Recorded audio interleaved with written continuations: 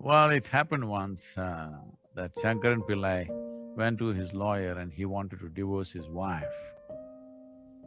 The lawyer asked, "Why? You've been okay with her, what's the problem?"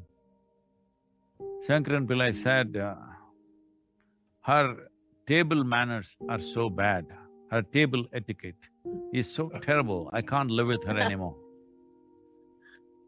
But the lawyer asked, "You've been married for 18 years. Only now you realized her table etiquette is bad?"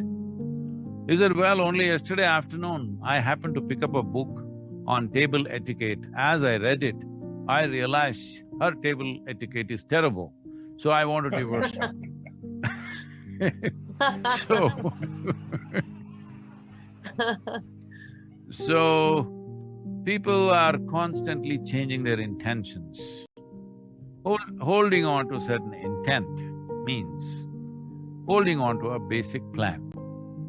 Rest of the plan can go whichever way, whether it'll go as a straight line, as a curve or a zigzag, we don't know. There are many life situations. But the basic intent has to be held in place. Your intent cannot be held in place unless you change your identity, in the sense, if your identity is too much about your body or your intellect or your emotions, then you can only operate as an individual. So your intent is very important, but at the same time, more than the intent is a consequence of the type of identity you have taken.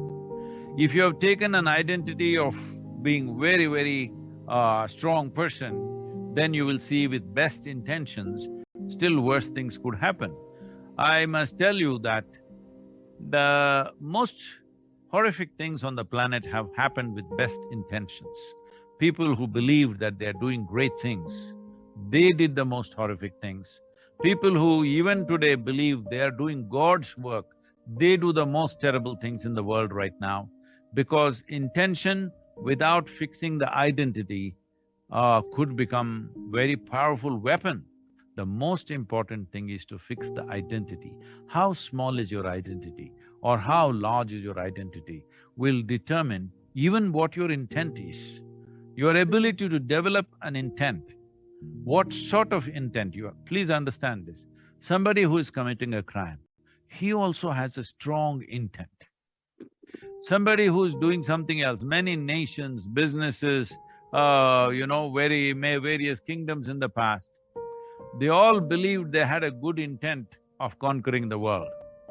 And you know the consequences of those intents, all right? We have suffered imperialism, maybe not so much here, you have also suffered to some extent, but in other parts of the world, in Africa, Asia, we know the fruits of imperialism, what we have gone through because of that. But in their minds, their intent was a powerful, wonderful intent of their idea of a one world, okay? So it's very important that we first fix the identity.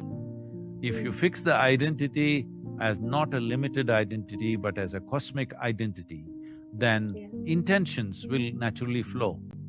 See, whatever you identified with that you always have the best intentions. You don't have to culture those intentions. You have a little baby, now you don't have to think, I will do only good things to this child.